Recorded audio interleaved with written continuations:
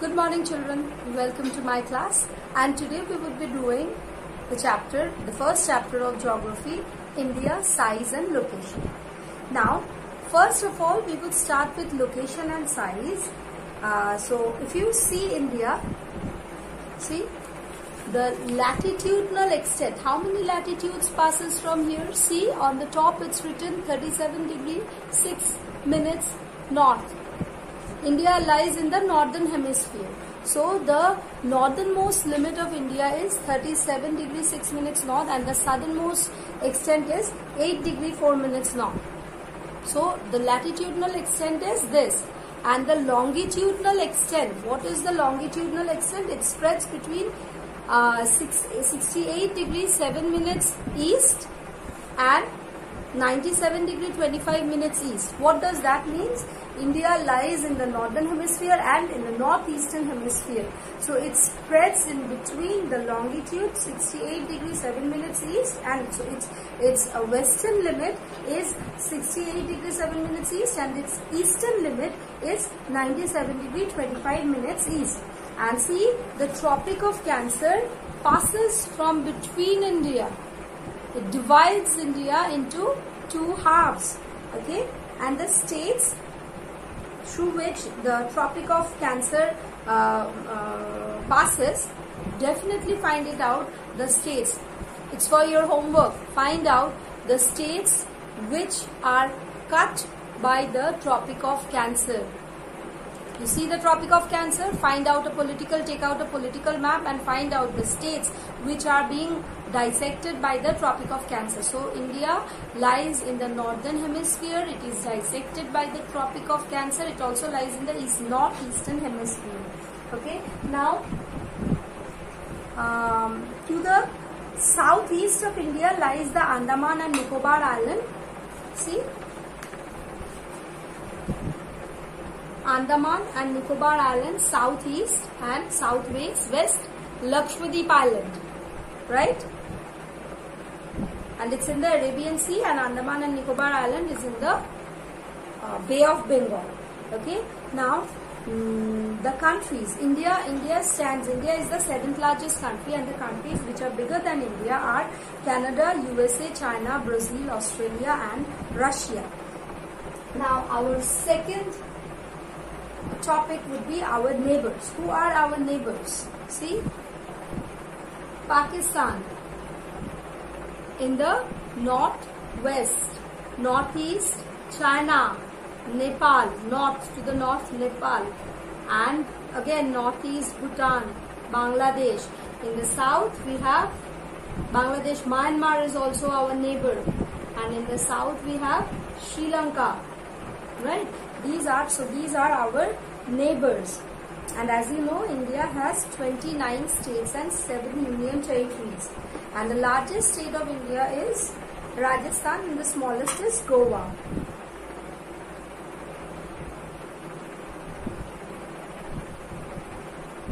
And the neighbors, once again I say, in the northwest, if you divide the neighbors, so in the northwest of India lies Pakistan and Afghanistan, and China, Nepal and Bhutan lies in the north, Myanmar and Bangladesh lies to the east, and Sri Lanka and Maldives are the two southern island neighbors. Okay, and now we would shift to the importance of ancient land routes. See, our next topic of discussion is importance of ancient land routes.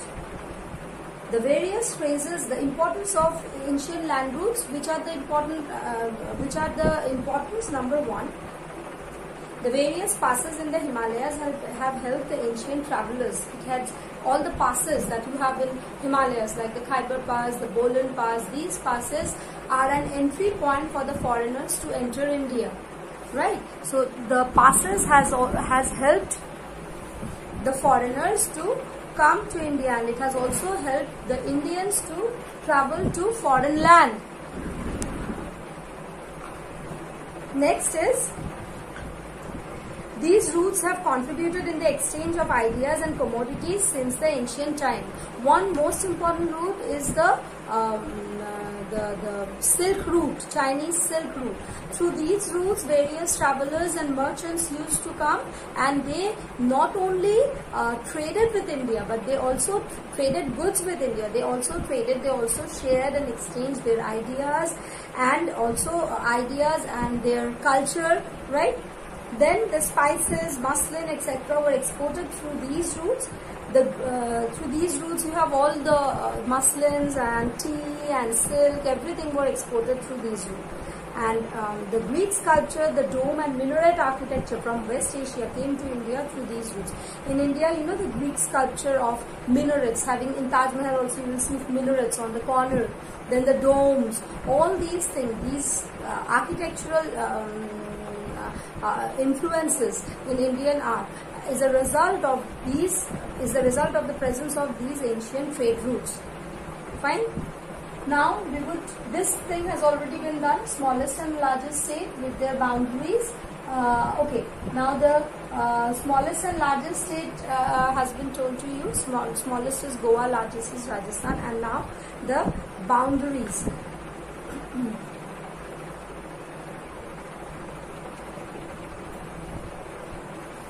See, Pakistan, which are the states that share its boundaries with Pakistan? Just see. Here you can find the answer of your question. Which states are dissected by the Tropic of Cancer? Now, we would shift here. See, Pakistan. Which states have their boundaries common with Pakistan? First we see Jammu and Kashmir. Then we have Punjab. And then we have Himachal Pradesh and also Rajasthan. See, Jammu and Kashmir, Punjab, Rajasthan and Gujarat. This thing doesn't share its boundary with Himachal Pradesh, doesn't share its boundary with Pakistan.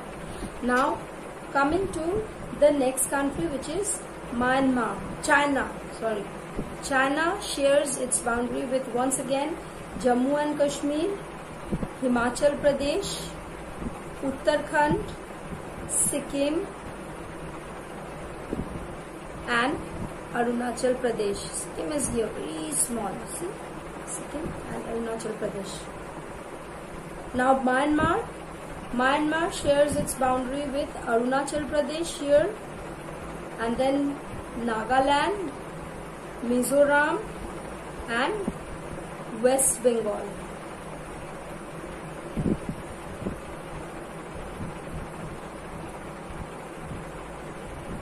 No, Myanmar doesn't share its boundary with West Bengal, I'm sorry. Bangladesh shares its boundary with West Bengal.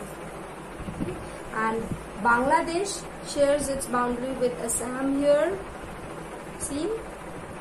And then you have Meghalaya, Tripura, Mizoram and West Bengal. Meghalaya, Tripura, West Bengal and Mizoram.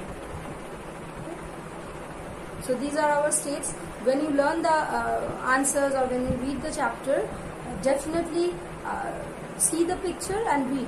That will help you to understand the chapter in a better way. Okay, and then our next topic of discussion is 80-degree latitude and longitude. You see, I have drawn a few diagrams here to help you understand the thing.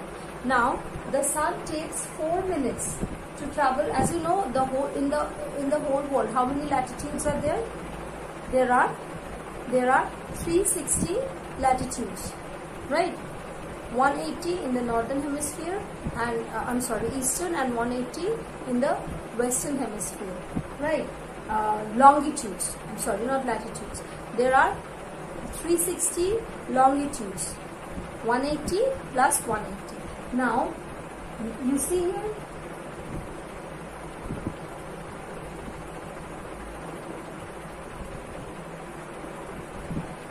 this is the sun, and when the sun is overhead, it's 12 p.m., 12 noon here, right? Now, if this is the earth and my fingers are longitude, it keeps on moving like this. This is the sun. If the mobile is the sun, and it's moving like this. The rays will also travel from one to another longitude. For the sun's ray to travel from one longitude to another, it takes 4 minutes, right? So 4 minutes for each longitude. If it is here, it is 12 noon now in the 0 degree longitude. In the 1 degree east longitude, it would be 4 minutes left to be 12, and it is 4 past 12 noon. Here 8 past 12 noon, here 12 past 12 noon, and here in 1 degree longitude 4 minutes to 12, 8 minutes to 12, 12 minutes to 12. That is, after 4 minutes the sun's ray would be overhead on 1 degree east longitude. After 8 minutes it would be overhead on the 2 degree longitude. After 12 minutes it would be overhead on the 3 degree longitude, 3 degree east longitude, right? So time the sun's ray shines earlier in the eastern longitude and later on the western longitude.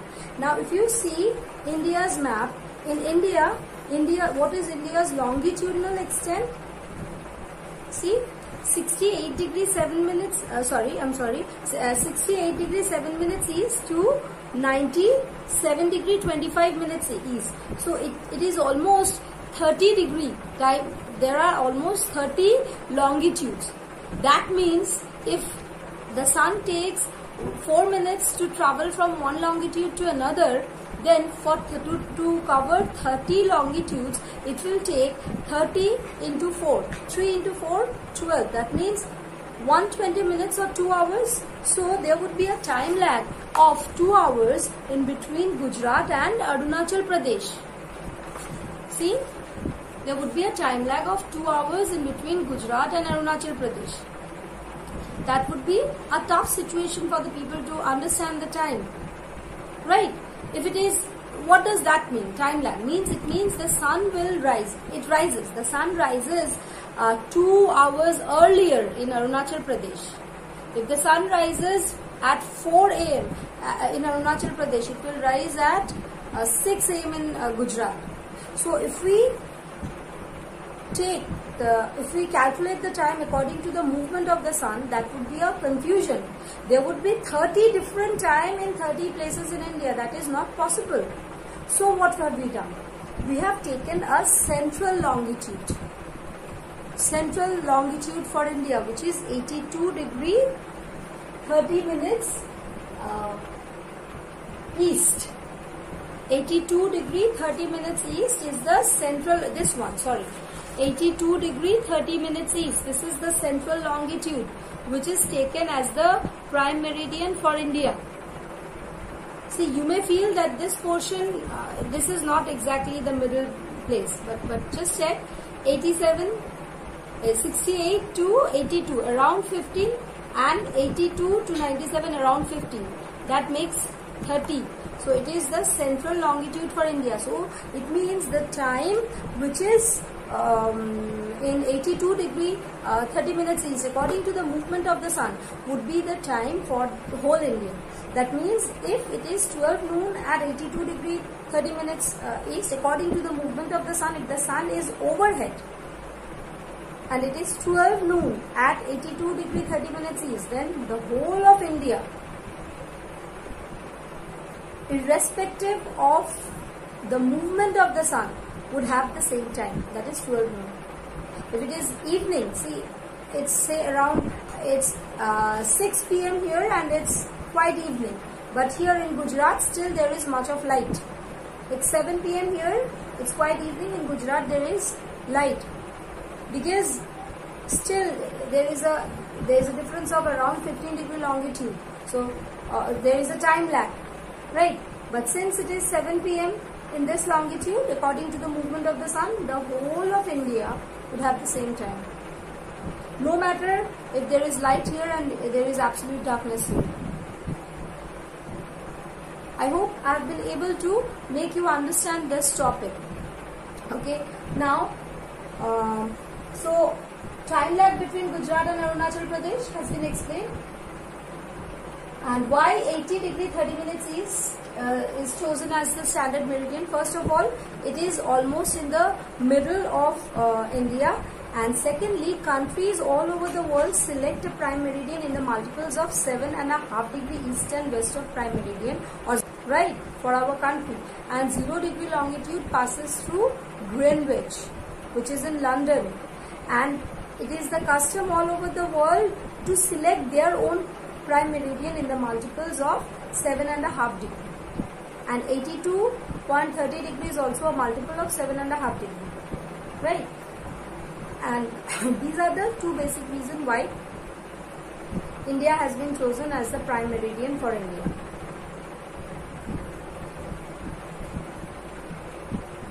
Now, this topic, difference between day and night in Kashmir and Kanyakumari. If you see, India's position is somewhere here. See, I have given a black marking here. It is divided by Tropic of Cancer. Half of India lies below the Tropic of Cancer and half of it lies above the Tropic of Cancer.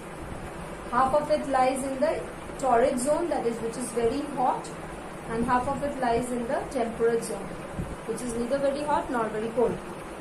Now, see, India's southernmost limit is 8 degree 4 minutes longitude, which is very close to 0 degree. 0 degree is a place which gets direct sun rays throughout the year. You see, the sun rays, straight sun rays travel between Tropic of Cancer and Tropic of Capricorn, right? Throughout the year you have direct sun rays on equator, and it keeps on traveling between Tropic of Cancer and Tropic of Capricorn. This is Tropic of Cancer, this one is Tropic of Capricorn, this one is Arctic Circle, this one is Antarctic Circle, 66.5 degrees south, this one is South Pole, 90 degrees south, and this one is North Pole, 90 degrees north. Now, since equator, the southern limit of India, which is Kanyakumari, is very close to equator, it gets light throughout the year. It have equal diurnal, equal day and night. If in 24 hours it gets 12 hours of daylight and 12 hours of darkness, right? But as we move away from this place, we go towards the north, it gets slanting rays. The more we travel from the equator, travel away from the equator, the more slanting the rays get. So in the northern part of India, where Kashmir is located, here we have not so much of sunlight, as a result of which the days are shorter and the nights are longer. If you see,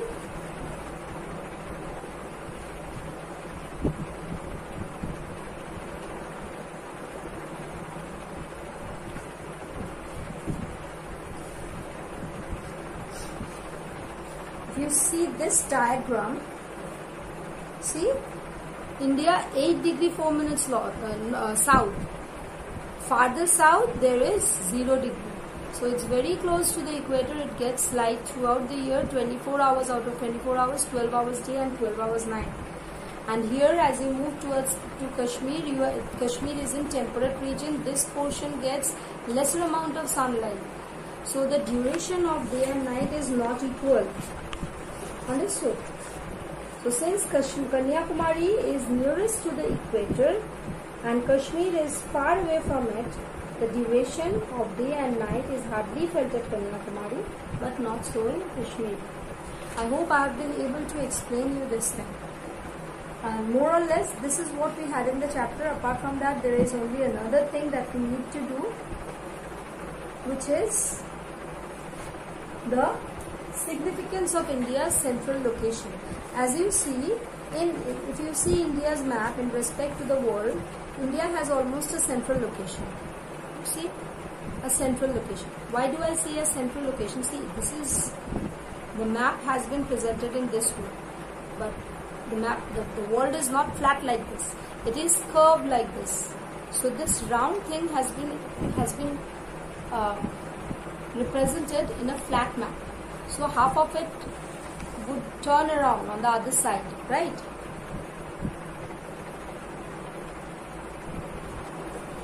See? So India has a central location. See, I have told you 360 longitudes, 180 degree east longitude. In eastern side there are 180 degree longitude, and in the west also there are 180 degree longitude. That makes 360. Total number of longitudes are 360.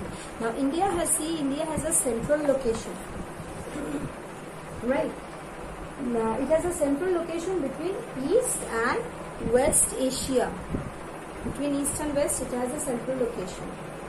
The transoceanic route. Transoceanic route means the routes which cover from one ocean to another, which connects one ocean to another. That is known as Trans-Indian route, which connects countries of Europe in the west to Europe west, and the countries of East Asia provide a strategic central location to India. The Deccan Peninsula protrudes into the Indian Ocean, helping India to establish close contacts with West Asia, Africa and Europe from the western coast, and Southeast and East Asia from the eastern coast. Right? Thank you for today. Have a nice day. Goodbye.